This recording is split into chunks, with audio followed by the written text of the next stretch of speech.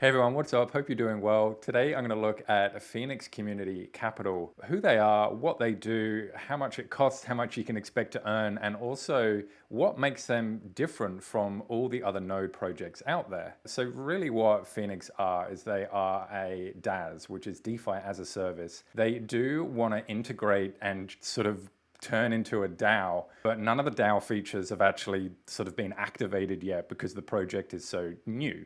And in terms of how they work, you build a nest, which is their word for node. With Phoenix, their native token is Fire.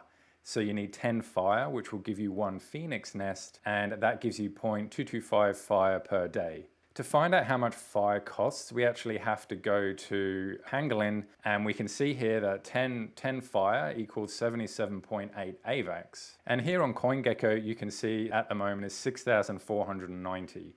So they're not cheap, but that's how much they cost at the moment to get a nest. They pay out 0.225 Fire per day, which is 1.74 AVAX. So they're giving you $145 at 29 a day. So that's pretty good. So 145 times by 30 days is roughly 4,350 a month. It means it's going to take you about 45 days to get your money back, if everything stays the same. We're on the white paper looking at the maintenance fee, and it's about 0.2 AVAX per nest. That's about $15 for 3 months. So that's really good in terms of maintenance fees. And the claiming fee is 0.05 AVAX, which is about $5. So in other words, the maintenance fees and the claiming fees aren't really going to have any type of impact for the amount of profits and rewards that you're actually going to be getting. You can also boost your rewards with special NFTs, and there's a master NFT and a grandmaster NFT. The master boosts your yield by 0.025 and the grandmaster boosts it by 0.05.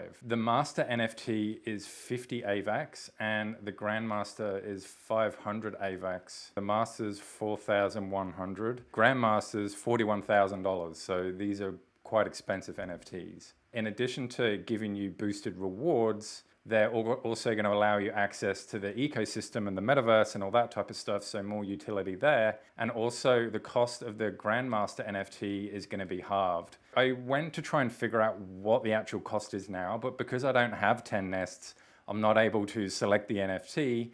So I don't know how much they actually cost now, and I wasn't able to find anywhere in the Discord. Let's get into the details of what makes Phoenix unique and to see if they've actually figured out the problem that a lot of node protocols have, which is the issue of sustainability. We're on the white paper with the tokenomics breakdown. When a nest is created, 7 of those are transferred to the nest rewards pool. 1 of those is added to the liquidity pool, and 2 of the tokens are transferred to the treasury wallet. Now, before you start yelling, Ponzi and scam and all that type of stuff, let's actually have a look at Strongblock's tokenomics to compare the two. I'm here on the Strongblock website. You can see 10% for future use, 10% to link ETH and rewards, 20% into the Strong pool, and 60% into node rewards pool. So Phoenix are doing 70%, Strongblock are doing 60%. Strongblock have been doing 60% for 2 years. The issue of long-term sustainability is a big one. And is it possible that the node projects that are coming out now have answered that question of long-term sustainability with regards to creating a treasury and creating their own ecosystem and creating NFTs? There are 2 things that Phoenix are doing in addition to the treasury, and this is what makes them unique. The first one is they are acting as an incubator. So what that means is they're investing in other new projects, giving them a bit of startup capital, and then a percentage of the profits from these new projects goes back into Phoenix. They have 3 investment strategies: so on-chain crypto, which is what everyone else is doing right now; off-chain, which is investing in real-world assets; and also incubation. Right now we have a position in Ohm, and we have incubated 2 projects: the Pink Banana, which is an NFT marketplace, and we have 10% profit from that, and they have 15% per transaction from the DEX Swapsicle. So already they're incubating new projects, and they also have a triple signature wallet, which means you need 3 signatures to make any transactions from the treasury wallet. Now, what's unique about this is that 2 of them are from the dev team And one of them is going to be a community member. They haven't actually done the vote yet of which community member is going to be the third signatory of the wallet. In terms of if the team is KYC'd or doxed, they're sort of partially doxed at the moment. Basically, one of the team members has appeared in a couple of YouTube videos, but there's some sort of legality around the entity that is Phoenix Community Capital within Texas, just sort of figuring out that. And they want to figure out all that with their lawyers first before they sort of do any full KYC or full doxing. And the contract has been audited by Certix. You can see here that the final report has been delivered. So what do I personally think about Phoenix? Well, I think it's a pretty promising project just because of all the innovative stuff that they're doing that nobody's actually thought of yet. So in addition to having the actual treasury, they're also going to be investing in sort of real world assets as well, which is obviously a lot more stable than the crypto space, depending on what assets they choose to invest in.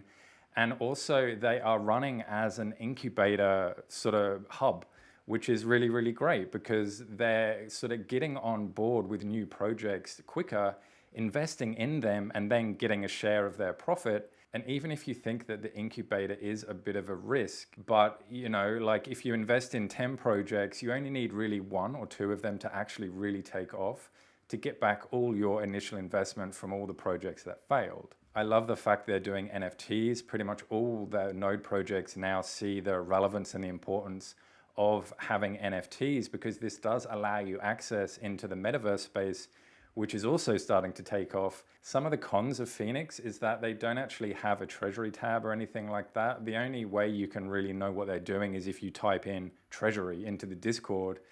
But I think that's just a matter of time before they have that. And also another sort of big con, I think, is just the high entry point for this. You've got to fork out a lot of cash just to get one nest, let alone 2 or 3 and all the NFTs and all that type of stuff. So I believe that might be a thing which puts a lot of people off when they can go to other projects where there are lower tier nodes that you can get into for a lot cheaper. Something which doesn't quite sync with me either is that they talk about this is a low risk investment protocol. And I'm not quite sure how they're sort of justifying that because incubators are inherently high risk, but perhaps they're sort of offsetting this with the real world investments to sort of stabilize it and make it a lot less risky. I think the future is looking bright for Phoenix, but please keep in mind, this isn't financial advice. This is all just my opinion and I don't have some way of predicting the future. So what do you think about Phoenix? Do you think they're good? Do you think they'll be around here for a long time? Do you have a nest? What do you think about the whole incubator thing and the sort of off-chain investments that they're doing? Would love to know what you think, so leave a comment. And until next time, I'll see you all in the next video. Bye.